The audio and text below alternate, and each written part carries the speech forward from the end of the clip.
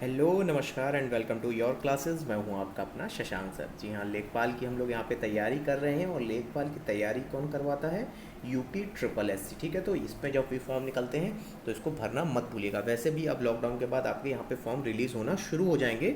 तो देखिए, यहाँ पे अभी हम लोग जो लेखपाल के लिए कर रहे हैं वो है क्विज़ के द्वारा तैयारी। ठीक है, तो इसमें परीक्षा में जितने भी आपके महत्वपूर्ण सवाल हैं या जितनी भी पॉसिबिलिटी है सवाल बनने की, उन सबको हम यहाँ पे तैयार करेंगे एक क्विज़ के माध्यम से। क्विज़ का एक छोटा सा नियम है कि अगर आपका यहाँ पे क्वेश्चन सही हो तो अपने आप को एक नंबर ज़रूर देना। ठीक है, तो ये डेली आपके लिए आता है दोपहर 1 बजे। तो सबके साथ में आके इसको सॉल्व करना मत भूलना। ठीक है, तो चलिए फटाफट शुरू करते हैं। तो ये पहला सवाल क्या है? मेक इन इंडिया कार्यक्रम का लोगो क्या है? लोगो मतलब जो वहाँ पे जो चिन्ह बना रहता है। ठीक है, तो और उस चिन्ह का बड़ा फेमस है, राहुल गांधी ने भी वो बड़ा फेमस किया था। अगर इसका जवाब पता है तो साथ में चलिए सॉल्यूशन के लिए, वरना कीजिए पूरा क्विज साथ में। ठीक है, तो चलिए शुरू करते हैं। मेक इन इंडिया कार्यक्रम का लोगो क्या है? अब बताइए फटाफट इसका राइट आंसर क्या होगा।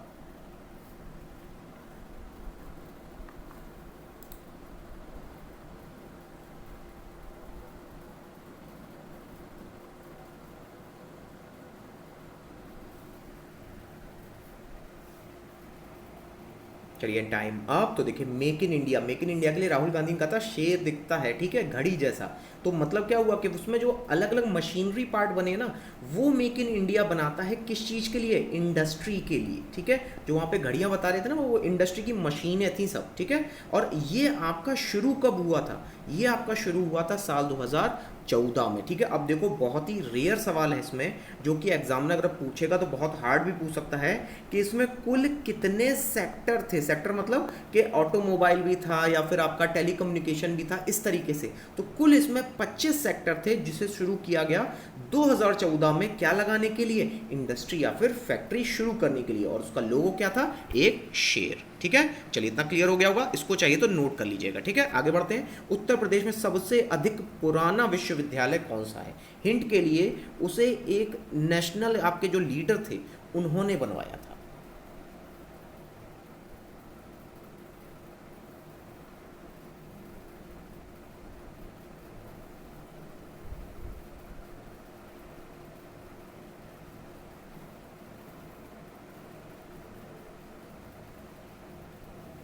And time up. तो देखिए यहाँ पे राइट आंसर हो जाएगा अलीगढ़ मुस्लिम यूनिवर्सिटी। इसे आप एएमयू के नाम से भी जानते हो। अच्छा, यहाँ पे आगरा काट देना। ठीक है, आगरा गलत है। और वहीं अगर बात की जाए एएमयू के बारे में, तो एक चीज़ और जान लीजिए कि एएमयू जो है आपका, ये उत्तर प्रदेश का एक सेंट्रल यूनिवर्सिटी है। राइट, तो सवाल ये आता है कि कुल कितनी केंद्रीय विश्वविद्यालय हैं उत्तर प्रदेश में? तो आपके उत्तर प्रदेश में कुल केंद्रीय विश्वविद्यालय 6 हैं, जिसमें अंबेडकर यूनिवर्सिटी जैसे भी शामिल होते हैं। ठीक है, चलिए यहाँ पे ये एक और नया पॉइंट मिल गया, तो इसको चाहिए तो नोट कर लीजिएगा। और वहीं सबसे अधिक पुराना कौन सा है? एएमयू, यानी कि अलीगढ़ मुस्लिम यूनिवर्सिटी। चलिए आगे बढ़ते हैं। Next question. हिंदी के वरिष्ठ कवि केदारनाथ सिंह को 19 मार्च 2018 को निधन हो गया था। तो उन्हें ज्ञानपीठ पुरस्कार कब मिला था? देखो कितना पलट के सवाल पूछा। मृत्यु हुई है 2018 में, पूछा है कि कब दिया गया था। ठीक है, जल्दी सोच के बताइए इसका राइट आंसर क्या होगा।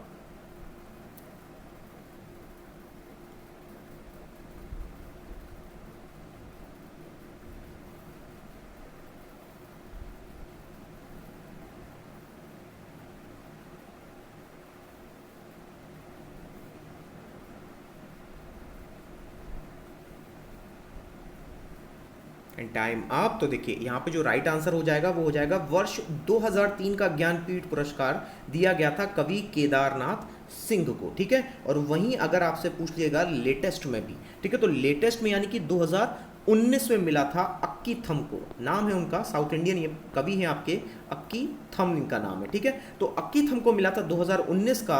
और वहीं अगर मान लो पीछे बैक में भी अगर चला जाएगा तो वहां पे आप लिख देंगे अमिताभ घोष। तो 2018 का किसको मिला था? अमिताभ घोष को। और 2019 का अक्की थम को। और 2013 का किसको मिला था? कवि केदारनाथ सिंह को, जिनका अभी हाल ही में निधन हो गया 2018 में। ठीक है, अब इसको फटाफट नोट कर लीजिएगा। आगे बढ़ते हैं। बेसिक शिक्षा से किसका नाम संबंधित है? जल्दी सोच के बताइए इसका राइट आंसर क्या होगा।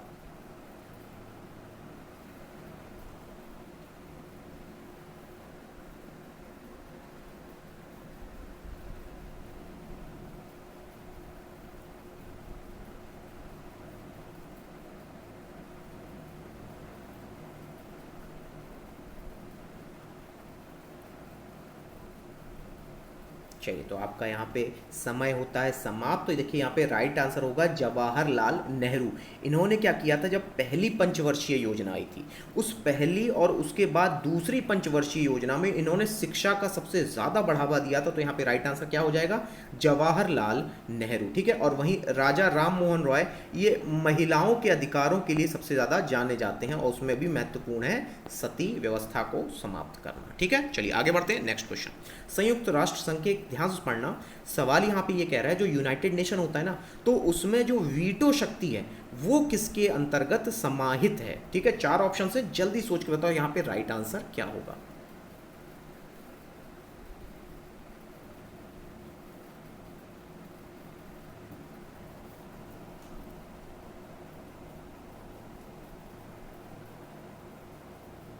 और आपका समय होता है यहाँ पे समाप्त। तो देखिए यहाँ पे राइट आंसर हो जाएगा सुरक्षा परिषद।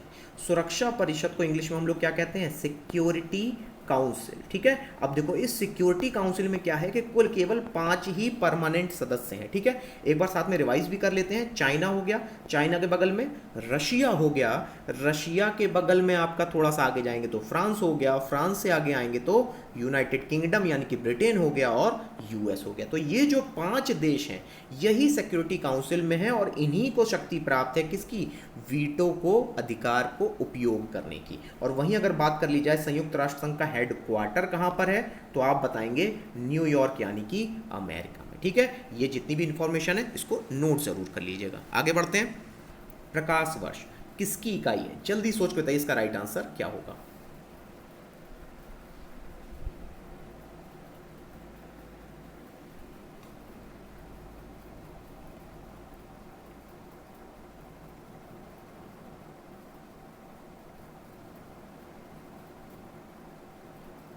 चलिए आपका समय होता है समाप्त। तो मेरे ख्याल से ये इजी क्वेश्चन रहा होगा। प्रकाश वर्ष यानी एक वर्ष में कितना प्रकाश चल लेता है, क्या होता है, चल लेता है। तो यानी इसकी ये किसके लिए हो गई, दूरी के लिए। और वहीं अगर बात की जाए एक प्रकाश वर्ष में लगभग कितना प्रकाश चल लेता है, तो इसका जवाब हो जाएगा 9 गुणे 10⁻14 किलोमीटर। ठीक है, याद रखना अगर यहाँ मीटर आएगा तो ये वैल्यू क्या हो जाएगी आपकी, बदल जाएगी। फिर से दोहरा रहा हूँ, प्रकाश वर्ष आपकी दूरी की इकाई है, उसकी यहाँ पे वैल्यू कितनी है, 9 × 10⁻14 किलोमीटर। ठीक है, इसको चाहिएगा तो नोट कर लीजिएगा, बहुत ज़रूरी है। ठीक है, तो यहाँ पे प्रकाश की ये इकाई नहीं होती है, ल्यूमिनस इंटेंसिटी होती है। ठीक है, चलिए आगे बढ़ते हैं। नेक्स्ट क्वेश्चन, शरीर की विभिन्न गतिविधियों के लिए ऊर्जा स्रोत है। इजी है, जल्दी सोच के बताइए यहाँ पे राइट आंसर क्या होगा।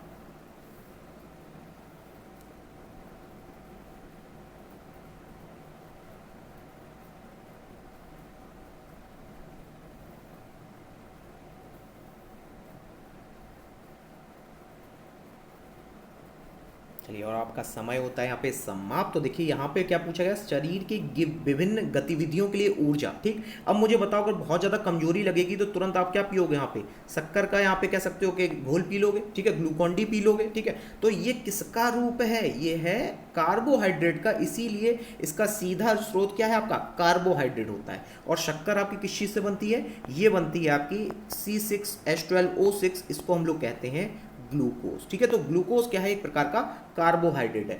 अब कार्बोहाइड्रेट के अलावा यहाँ एनर्जी का स्रोत क्या है आपका, फैट दूसरे स्थान पे, और वहीं तीसरे स्थान पे ऊर्जा किससे मिलती है, प्रोटीन से। फिर से दोहरा रहा हूँ, सबसे पहले यहाँ ऊर्जा दी जाती है कार्बोहाइड्रेट से शरीर के द्वारा, फिर देगा आपका वसा, और लास्ट में किसके द्वारा, प्रोटीन के द्वारा। अब अगर अभी भी ना समझ में आओ तो एक बार कमेंट बॉक्स में जरूर पूछ लेना। ठीक है, आगे बढ़ते हैं।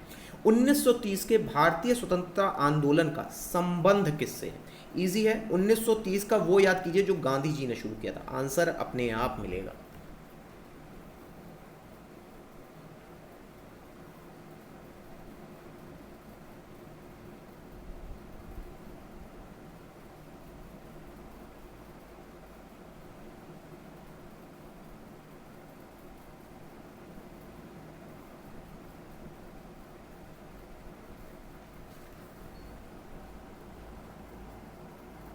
And time up. तो देखिए यहाँ पे जो राइट आंसर हो जाएगा वो हो जाएगा 1930 का दांडी मार्च। ठीक है, और दांडी मार्च के बाद ही इन्होंने सविनय अवज्ञा आंदोलन को प्रारंभ किया था। तो फिर से दोहरा रहा हूं कि दांडी मार्च आपका कब हुआ था? अप्रैल 1930 में, और उसके बाद गांधी जी ने सविनय अवज्ञा आंदोलन को प्रारंभ किया था। वहीं अगर बात कर ली जाए चौरी चौरा कांड की, ठीक है, तो चौरी चौरा कांड जो है आपका ये हुआ था 1922 में, ठीक है। तो 1922 में जब हुआ था तो मतलब ये दांडी मार्च के पहले हुआ था। और वहीं बंग भंग ये तो इससे भी पहले हुआ था 1905 में, ठीक है। चलिए, तो ये बात हो गई। और वहीं अगर बात कर लीजिए जलियांवाला बाग की, तो ये हुआ था आपका 1990 यानी 1919 में हुआ था, ठीक है। चलिए अब आगे बढ़ते हैं, नेक्स्ट क्वेश्चन लेते हैं। तो निम्नलिखित में से कौन सा कुमेलित है? जल्दी सोच के बताइए इसका राइट आंसर क्या होगा। चार है यहाँ पे, सोच के देखिए यहाँ पे राइट आंसर क्या हो सकता है।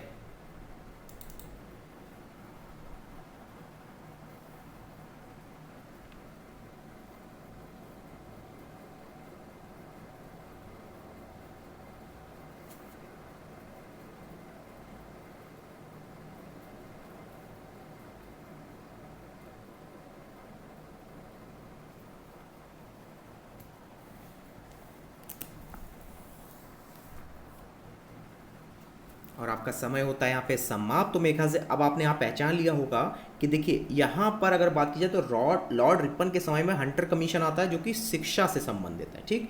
वहीं लॉर्ड हेस्टिंग के समय में पिंडारी युद्ध होता है, और इसके अलावा लॉर्ड कर्जन के समय पे क्या होता है? वंग विभाजन, जिसके बारे में अभी हम लोगों ने चर्चा की। लेकिन राज्य अपहरण नीति, इसको हम लोग इंग्लिश में डॉक्ट्रिन ऑफ लैप्स के नाम से भी जानते हैं। तो अब बता दो ये किसके द्वारा शुरू हुई थी? तो अब आप इसका जवाब क्या बताएंगे? लॉर्ड डलहौजी, ठीक है। तो लॉर्ड डलहौजी के द्वारा यहाँ पे शुरू की गई थी राज्य अपहरण नीति। और वहीं अगर बात कर ली जाए विलियम बेंटिक के बारे में, तो इनके द्वारा अभी हम लोगों ने पढ़ा था सती के बारे में, तो सती प्रथा इन्हीं के समय में आपकी समाप्त की गई थी, ठीक है। अब चाहिए तो ये सारे के सारे इंपॉर्टेंट पॉइंट है, इनको नोट जरूर कर लेना, ठीक है। चलिए आगे बढ़ते हैं, नेक्स्ट क्वेश्चन। गौतम बुद्ध ने अपना पहला प्रवचन कहाँ दिया था? यानी फर्स्ट सरमन कहते हैं इसको इंग्लिश में, तो ये कहाँ दिया था?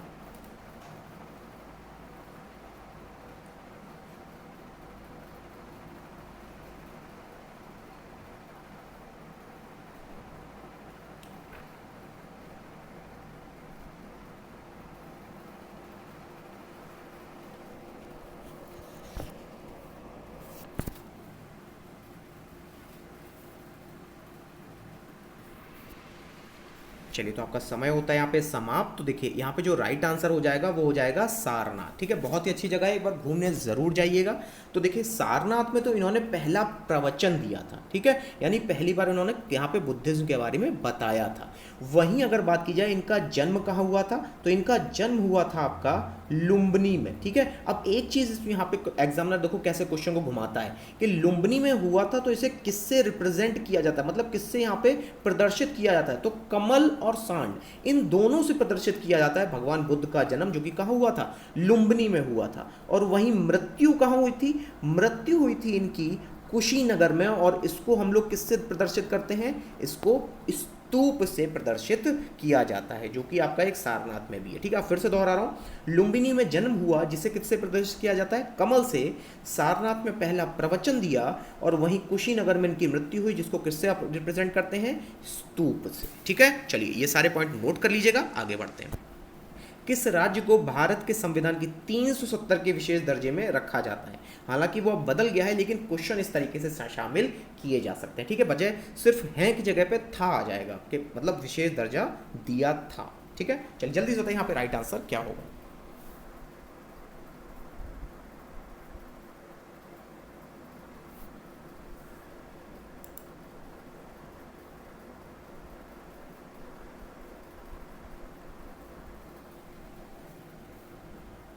चलिए, तो आपका समय होता है यहाँ पे समाप्त। तो देखिए धारा 370 के लिए तो राइट आंसर क्या हो जाएगा?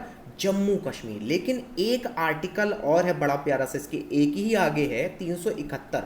तो आर्टिकल 371 में जितने भी नॉर्थ ईस्ट स्टेट हैं, चाहे नागालैंड हो, चाहे मणिपुर हो, या हो असम, या हो अरुणाचल, ये सब के सब किस कौन से आर्टिकल में आते हैं? आर्टिकल 371 में।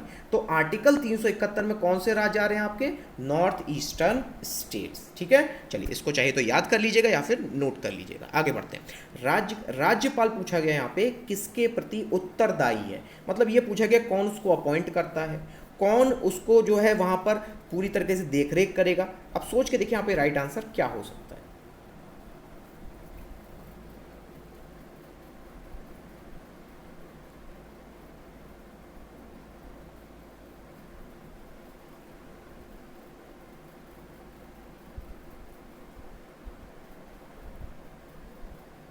चलिए, आपका समय होता है समाप्त। तो देखिए, राज्यपाल अगर ओथ लेगा यानी शपथ लेगा तो किससे लेगा, तो लेगा मुख्य न्यायाधीश से। लेकिन अगर इसको अपॉइंट करना है तो अपॉइंट कौन करेगा, भारत के राष्ट्रपति यानी कोविंद जी। और उत्तरदायी भी ये किसके प्रति हैं, भारत के राष्ट्रपति के प्रति हैं। अब एक चीज और जान लीजिए, चाहे हो मुख्य न्यायाधीश और या हो प्रधानमंत्री, इन दोनों की शपथ भी कौन दिलवाता है, राष्ट्रपति। फिर से दोहरा रहा हूं, चाहे हो भारत के मुख्य न्यायाधीश या फिर हो प्रधानमंत्री मोदी जी, ये दोनों के दोनों ने शपथ किससे ली होगी, रामनाथ कोविंद जी के द्वारा। ठीक है, चलिए आगे बढ़ते हैं, नेक्स्ट क्वेश्चन लेते हैं। संसद बजट अधीन व्ययों पर किसके माध्यम से नियंत्रण रखा जाता है। थोड़ा सा टिपिकल लग रहा होगा समझने में। यहाँ ये पूछा गया है कि जो बजट है, ठीक है, जो संसद का जो बजट है उसके लिए कौन नियंत्रण रखता है। हिंट के लिए वो सबसे अलग यहाँ पे दिख रहा है ऑप्शन में।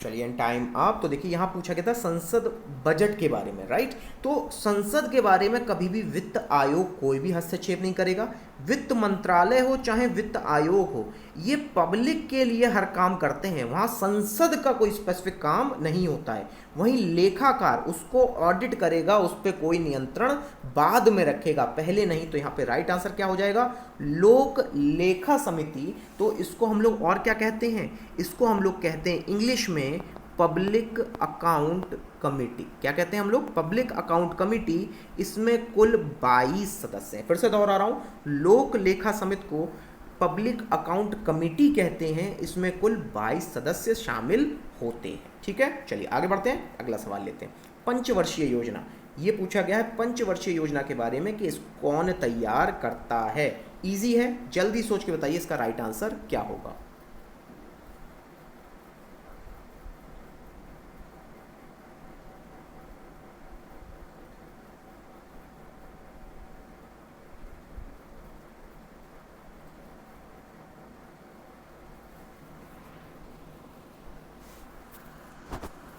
And time up. तो देखिए, पंचवर्षीय योजना 5 ईयर प्लान भी इसको कहा जाता है, राइट। तो ये आपका शुरू कब से हुआ था, 1951 से लेकर के आपका खत्म कब हुआ है, ये आपका खत्म हुआ है 2015 में। ठीक है, 2015 में इसको समाप्त कर दिया गया था, 1 जनवरी 2015 को। ठीक है, अब देखिए यहाँ पर राइट आंसर हो जाएगा योजना आयोग यानी कि प्लानिंग कमीशन। ठीक है, तो प्लानिंग कमीशन क्या तैयार करती है, पंचवर्षीय योजना। लेकिन अब आप कहोगे कि अब इसकी जगह पे क्या आ चुका है, नीति आयोग आ चुका है। तो अब ये क्या तैयार करता है, तो ये तैयार करता है एक्शन प्लान। क्या तैयार करता है, आपका एक्शन प्लान तैयार किया जाता है आपका नीति आयोग के द्वारा, और वहीं पंचवर्षीय योजना योजना आयोग के द्वारा। ठीक है, चाहिए तो इसको नोट कर लीजिएगा। आगे बढ़ते हैं। युधिष्ठिर, अब है हिंदी के सवाल तो थोड़ा ध्यान से करिएगा। युधिष्ठिर किस समास का समस्त पद है, ये पूछा गया समस्त पद के बारे में कि किस समास से संबंधित है ये शब्द। जल्दी से सोच के बताइए इसका राइट आंसर क्या होगा। टिपिकल है, चाहिए तो एक बार ट्राई कर लीजिएगा।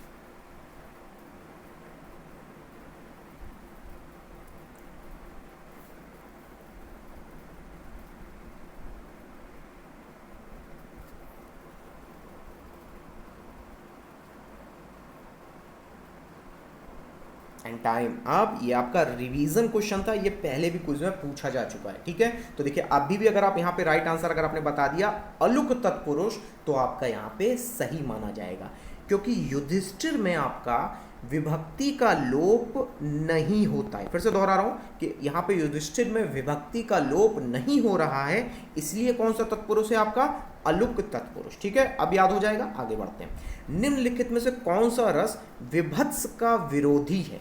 यहाँ ये पूछा गया है कि जो विभत्स शब्द है ना, इसका अपोजिट कौन सा होगा। ठीक है, तो यहाँ पे ध्यान से सोचिएगा कि अगर कुछ डरावना है तो सुंदर क्या होगा, अपने आप जवाब मिल जाएगा। जल्दी से बताइए 10 सेकेंड में।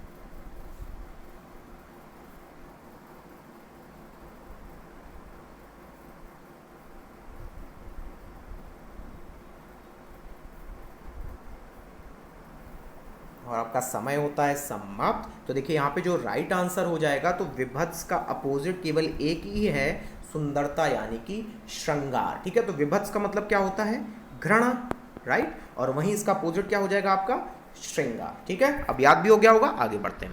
राजा भिक्षुक को दान देता है, वाक्य में कौन सा कारक है। कारक को अगर आपको पहचानना हो तो यहाँ पे ये देखिए कि जहाँ देने का भाव है, ठीक है, तो देने का भाव किस कारक में होता है, अपने आप कर लेंगे आप। जल्दी से बताइए 10 सेकंड में इसका राइट आंसर क्या होगा।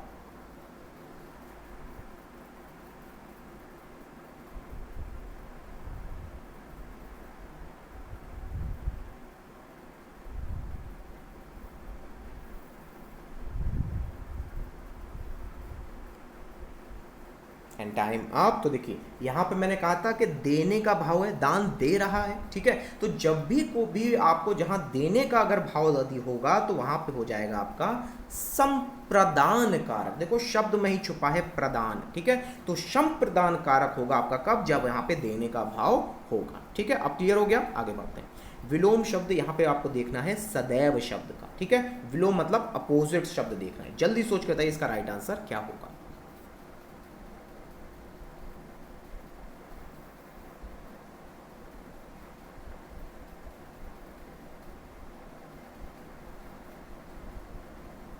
चलिए, तो आपका यहाँ पे समय होता है समाप्त। तो देखिए यहाँ पे जो राइट आंसर होगा सदैव मतलब ऑलवेज, तो इसका उल्टा क्या हो जाएगा, विरध। ठीक है, तो विरध शब्द अपोजिट है किसका, आपका सदैव का। ठीक है, जल्दी से एक और देख लेते हैं, सहोदर। सहोदर का विलोम शब्द यानी अपोजिट देखना है यहाँ पे। जल्दी सोच के बताइए यहाँ पे राइट आंसर क्या होगा। अगर यहाँ पे याद ना आए ना तो सबसे पहले वो शब्द देखा करो जो इसके संग राइम कर रहा है, मतलब इससे मैच हो रहा है, तो अब आपको जवाब जल्दी मिल जाएगा।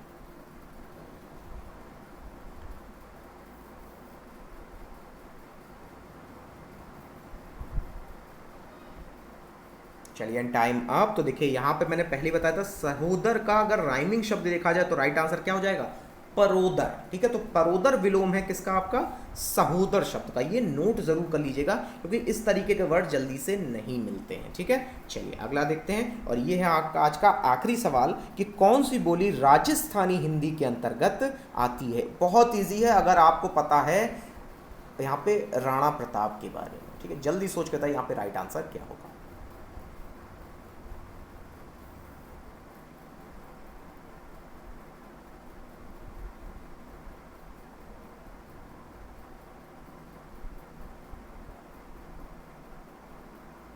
चलिए, तो यहाँ पे आपका समय होता है समाप्त। तो देखिए यहाँ पे आपसे पूछा गया राजस्थानी हिंदी के बारे में।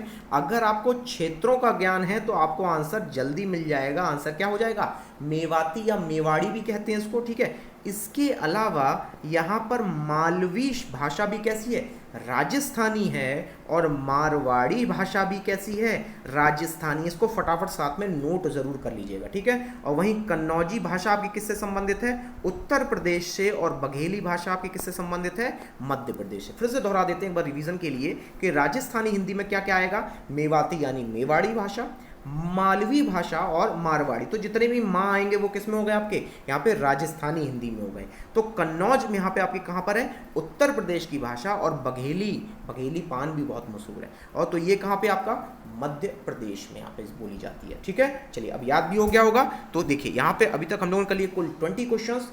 खुद मुझे चेक करके बताइएगा कहाँ कहाँ आपसे गलती हुई, ताकि हम लोग उसको रिवीजन में जरूर तैयार करें। तब तक के लिए लाइक करें, शेयर करें, सब्सक्राइब करें। Thank you very much.